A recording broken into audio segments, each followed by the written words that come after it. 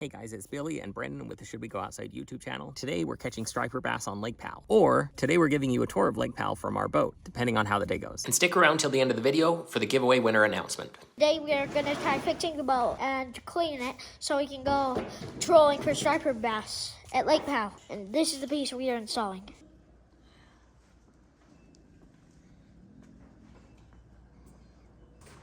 Oldie.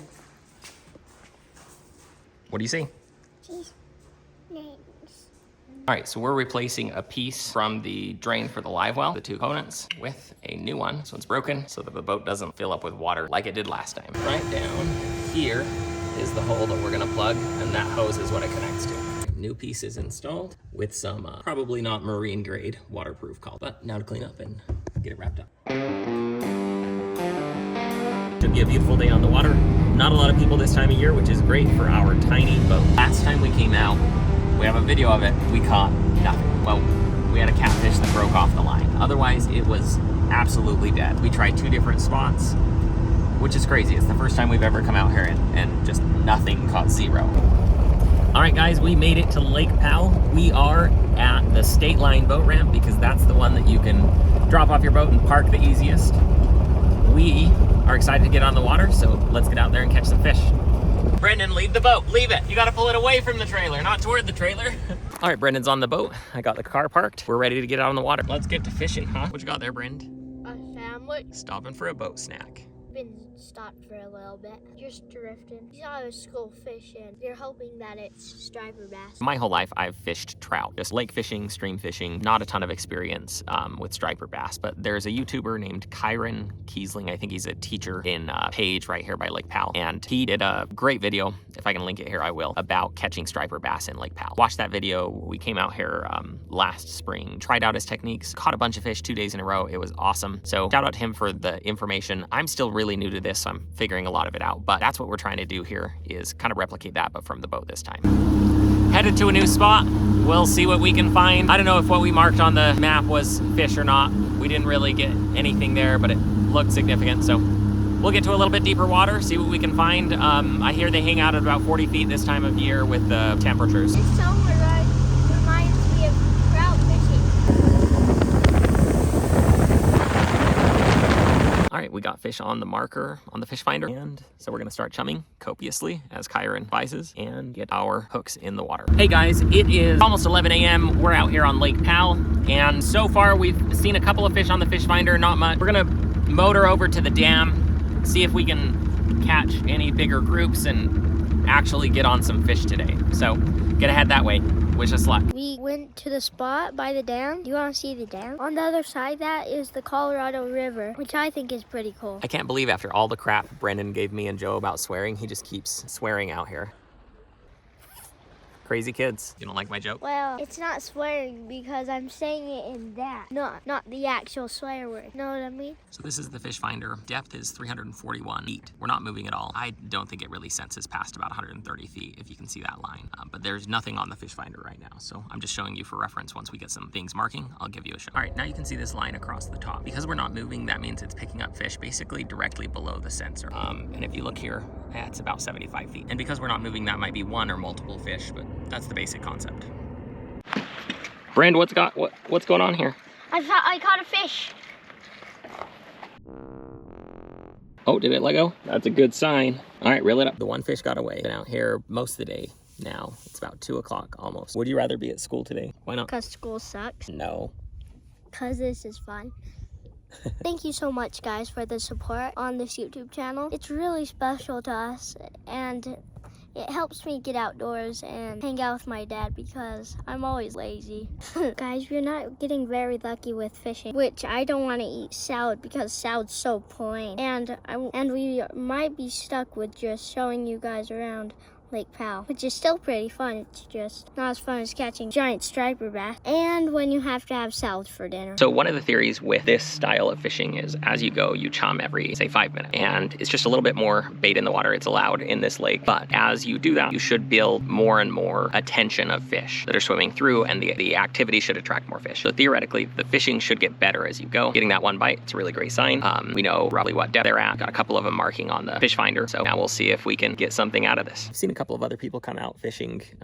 Haven't seen anyone else really catching. I don't know the lake that well. There are a few other spots, you know, we could go try that I've heard about, but I just don't have the experience here to have a good list of places to go and try and catch fish. For now, I think we're gonna cruise around, see if we can't find, you know, locate any school of fish on the fish finder while we do some trolling. Just a little bit of a change of strategy, but you know, if it's not working what you're doing, then you gotta adapt. My dad thinks it's his turn to catch a fish, but this is what I think. I think if the kid's holding the camera and the adult is reeling in, the people disliked. So I guess I'm reeling in the fish. All right, so right here is the spot that we usually go fishing at. That's called the Chains area. It's a super simple little hike in. We've had great luck there fishing in the past, but we were hoping for a little more luck on our boat this time, so we're out here cruising. So we had no luck down by the dam. One fish bite was on for a second and it spit the hook. So we're gonna cruise. We're watching the fish finder to see if we can see any other indications of fish. And if we can locate some, then we're gonna find a new fishing spot. That's our goal. Things aren't looking good out here on the fishing front, guys, but it's a beautiful day. As Brennan says, it's better than a day in school. There's a fishing spot. We're gonna try right over there and maybe do some trolling along the way. We're cruising.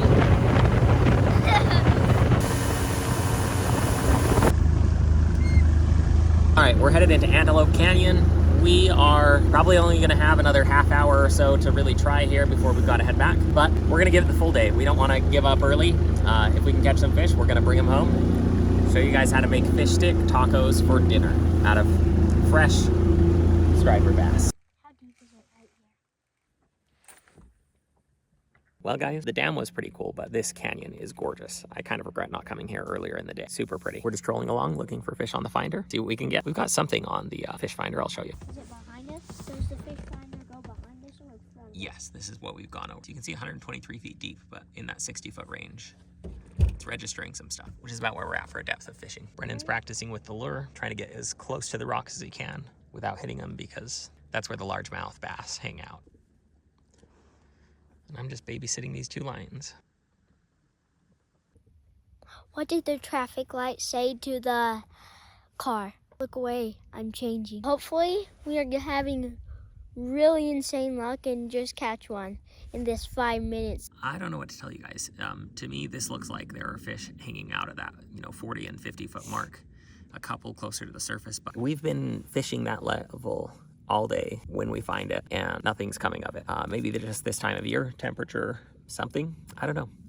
Maybe I'm reading the fish finder wrong. Maybe one of you guys can let us know what we're doing wrong here, but it's been a beautiful day. Going to get packed up here, head back to the ramp, get our inspection because of the quagga mussels here on Lake Powell, make sure that we're good to go back home, and we'll show you how that goes. There are fish here, guys. They're just not interested in getting caught today. Because this canyon has paddle borders in it, it's basically like a pedestrian type canyon. You're not allowed to go more than 5 miles an hour. So we're gonna putter on out of here until we get to the main canyon, and then it'll be turning west toward Wawi. And we're headed to the state line boat ramp. The reason we chose the state line boat ramp is because it is the one with the very closest parking to the water, meaning when I get out of the boat and tie it off to the ramp, I only have to walk about a block to get to the truck. There are some of these where you're hiking 150, 200 feet of elevation, and it's a steep uphill, and then you still have to go quite a ways before you get to the boat. So I don't know what's happening back there with that fishing pole, but it's not a fish, guys. Brandon asked if he can drive the boat back, so we're gonna see how it goes. Send help. Hey, don't talk about me. What are you talking about? I heard you whisper. Heard nothing. Well, this isn't ideal. So for whatever reason, the motor's not powering up. My max speed I've been able to get it up to is 7.5 miles an hour. It won't get on plane. Not sure what the issue is. It's running smooth enough at this setting, but it's just not powering up. Yeah, gonna diagnose it a bit, see if we can figure this out. Hopefully not get stranded out here on Lake Powell.